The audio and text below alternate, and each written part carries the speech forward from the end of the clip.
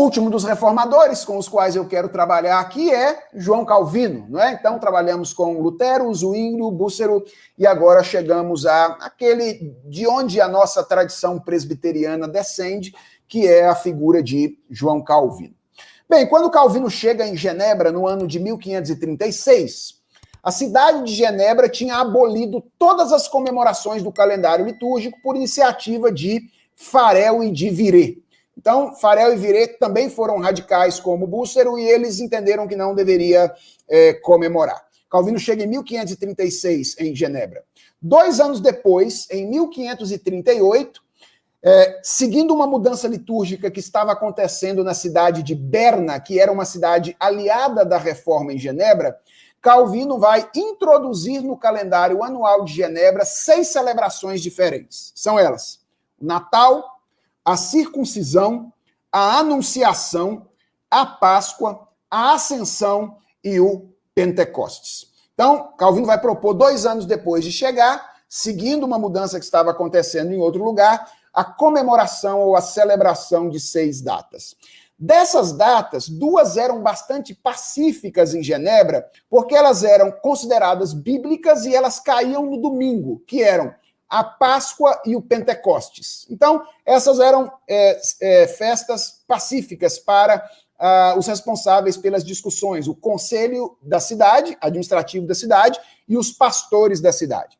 As outras 4 eram bem polêmicas, né? Muita gente considerava não bíblicas, elas caíam às quartas-feiras, então isso adicionava à discussão a questão da paralisação do trabalho, e isso vai gerar um debate na cidade que vai acirrar os ânimos da relação de Calvino e de Farel com o conselho, e o resultado vai ser que ele vai ser expulso da cidade de Genebra, não exatamente por causa dessa questão, mas por uma questão mais relacionada à ceia do Senhor.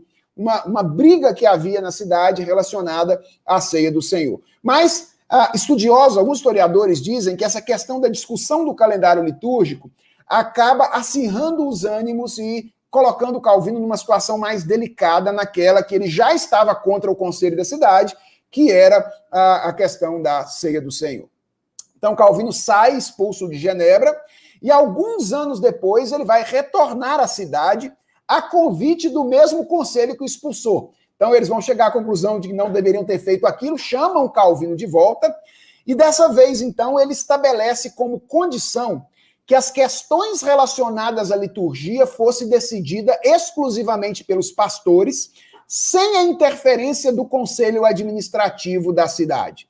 E aí, sob a liderança dele, a cidade vai ser conduzida às seguintes decisões no seu segundo momento presente em Genebra. Primeiro, vai haver a manutenção de 5 das festas relacionadas à vida de Cristo.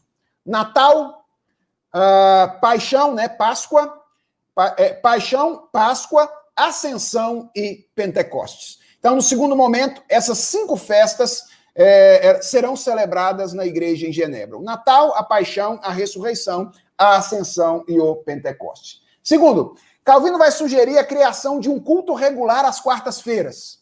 Já que tem umas datas lá que caía nas quartas-feiras, o pessoal queria comemorar fazendo culto na quarta-feira, por que não fazer mais um culto e cultuar toda quarta-feira? Cultua no domingo e cultua todo mundo quarta-feira também. E já faz a celebração no culto regular que tem quarta-feira, quando a data cair nessa ocasião. Eu não sei se essa é a origem dos estudos bíblicos de quarta-feira, né, que se estenderam por boa parte das igrejas até o tempo presente, mas Calvino vai propor essa criação e vai ser aceita lá na cidade de Genebra. Depois, Calvino vai propor a transferência da celebração de datas comemorativas para o domingo mais próximo.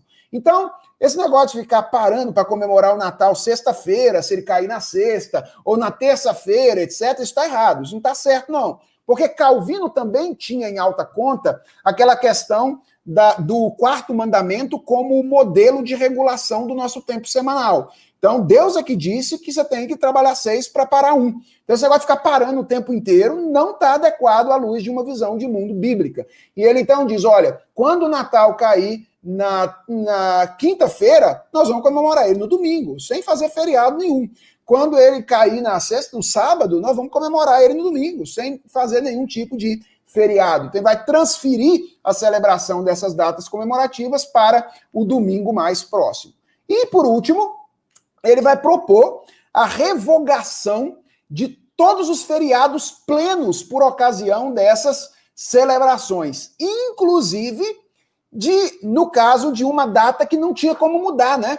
Que é o caso da Sexta-feira da Paixão. Ou seja, não tem como mudar. Essa comemoração precisa ser na sexta-feira mesmo.